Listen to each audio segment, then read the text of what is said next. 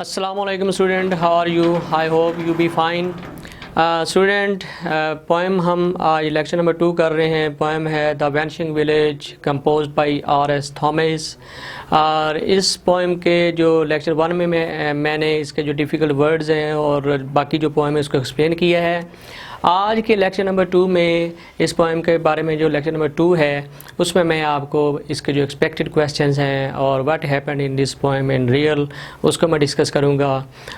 तो सबसे पहले स्टूडेंट मैं आपको ये बताता चलूँ कि this poem is a lament.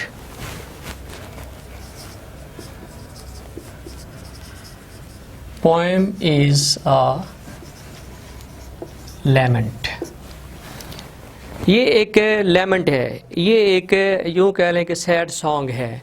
ये शायर ने जब एक विलेज को डिस्ट्रॉय होते हुए देखा, उसने उसको on the way to destruction देखा, तो उसके जो क्या कहते हैं कि उसके जो फीलिंग्स हैं वो प्रोवोक हो गई, तो उसने एक पोएम जो है वो कंपोज कर ली।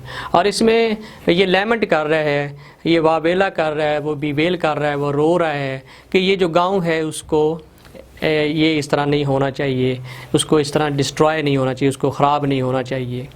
उसके बाद जो है आ जाती है the tone of the poet.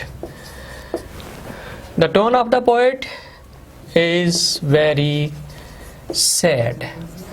शायर की जो टोन है, जो लहजा है, क्योंकि ये लेमेंट है, ये एक रोना है, वो जो उसका टोन है वो बहुत ही सैड है, बहुत ही दुखी है, क्योंकि जो चीज़ें उसने उस गांव में देखी हैं वो देखने के काबिल नहीं है। तो उसमें फिर क्या है जी कि एक चीज़ तो उसने देखी है, आ रोड डेट लीड्स नोवेयर। एक गांव देखा है जो कि कहीं भी नहीं जा, एक जो है वो एक रोड देखी है, डेट इज़ लीडिंग नोवेयर। इसका मतलब है the village is disconnected from the rest of the world.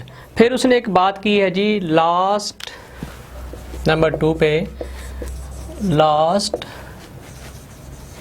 Out post of past. यानी अब यूँ लग रहा है कि जैसे ये विलेज नहीं है बल्कि ये लास्ट आउटपोस्ट ऑफ टाइम है, यानी ये गुजरे हुए ज़माने की एक आखिरी जो है वो एक निशानी है, ये एक रेलस बन गया है। उसके बाद जो उसने देखा है वो है जी a black dog,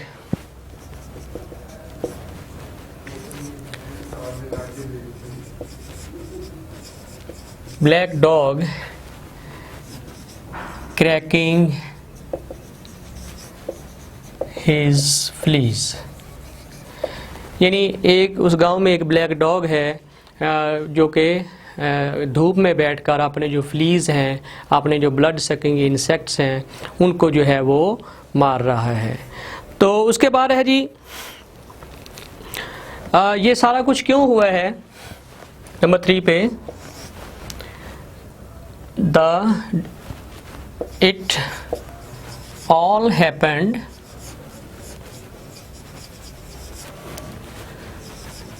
due to large scale migration. यानी जो देहातों से शहरों की तरफ लार्ज स्केल माइग्रेशन होती है, ये सारा कुछ उस वजह से हो रहा है। अच्छा, उसके बाद फिर इसमें इस पोएम के अंदर एक ऑप्टिमिस्टिक टच है, OPTIMISTIC, optimistic touch.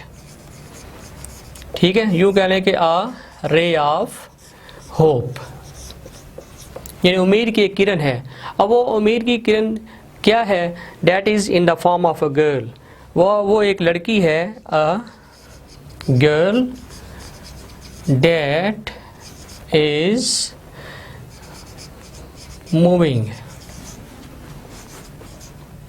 from door to door।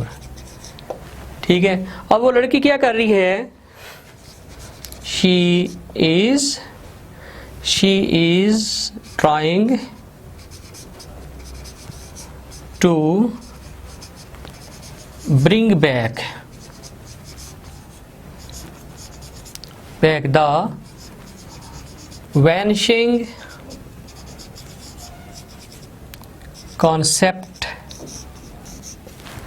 concept of time and space. वो जो उस गांव में एक वैनिशिंग कंसेप्ट है टाइम और स्पेस का, वो जो लड़की है वो उसको ब्रिंग बैक करना चाह रही है, उसको वापस लाना चाह रही है।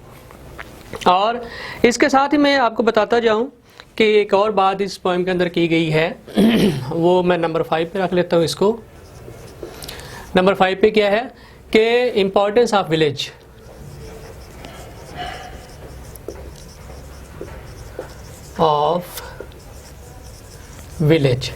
अब ये प्लेटो ने कहा है, एज पर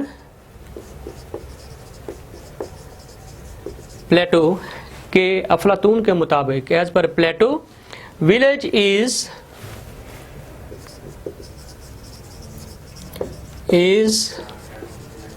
द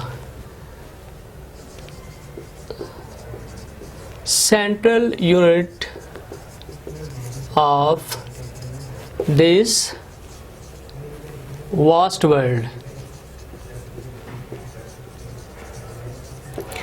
के दुनिया का इस दुनिया का जो मरकज़ है, जो सेंट्रल पॉइंट है, वो विलेज है।